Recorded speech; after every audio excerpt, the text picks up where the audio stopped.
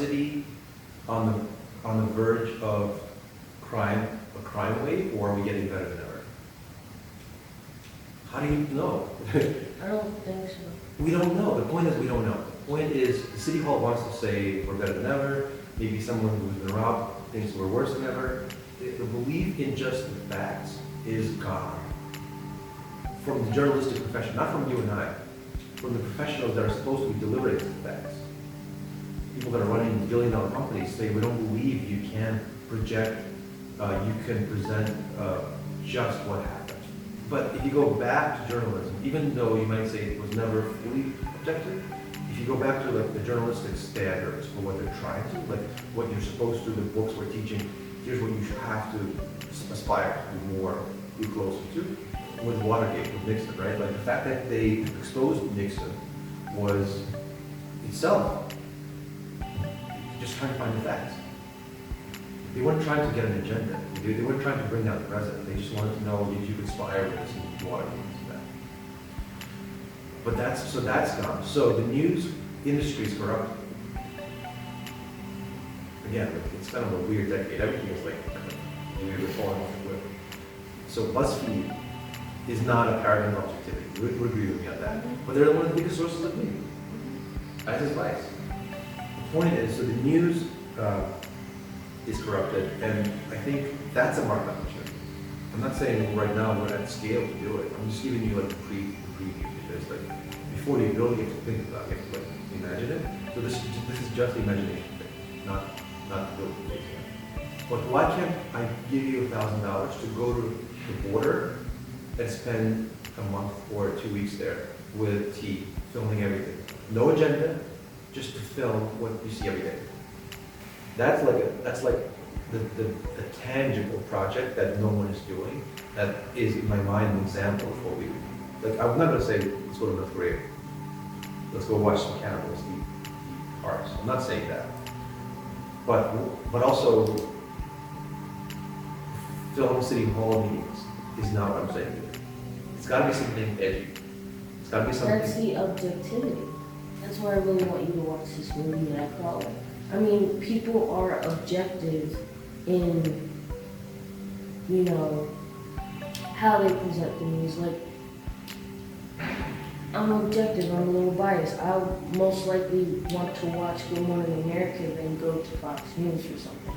If they're talking about the same thing, I'm not even gonna lie. I would rather go to Good Morning America.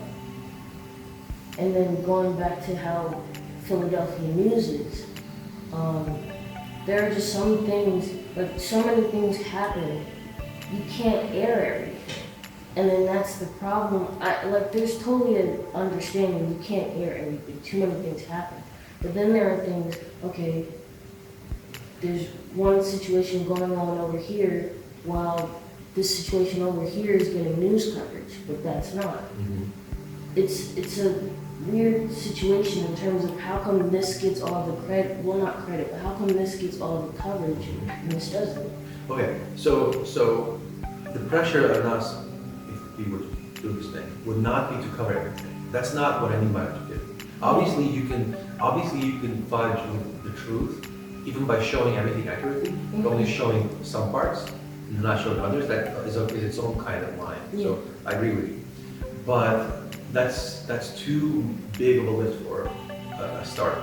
Yeah, I understand, but like what you were saying, you wouldn't air a city hall meeting. In my actual opinion, looking at the past election that we went through in May, only 25% of people in Philadelphia voted. Why is that? Because we're not educated. Okay, so I wouldn't show it at a city hall meeting. I would show people discussing voting on the street. I would go to the streets. Be like, hey, like, did you vote, or why didn't you vote? Are you happy with the voting process? What was the thing that discouraged you?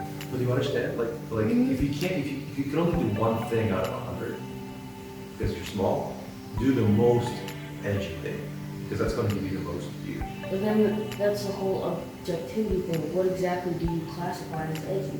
Like, what exactly do you classify as dirty and clean? So objectivity, when I use that term, doesn't mean you don't select or you don't choose.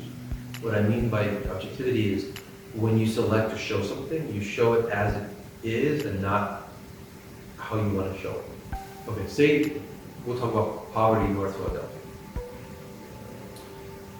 What I would like to do is go on the ground, not have a preconceived notion of what the reality is, and just go and get people on camera to say what they think. There are two ways to spin those facts.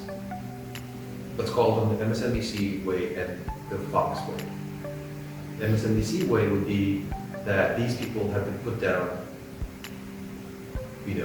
by the patriarchy, by the white heteronormative tyranny, right? Mm-hmm. The Fox News way would be to say those people could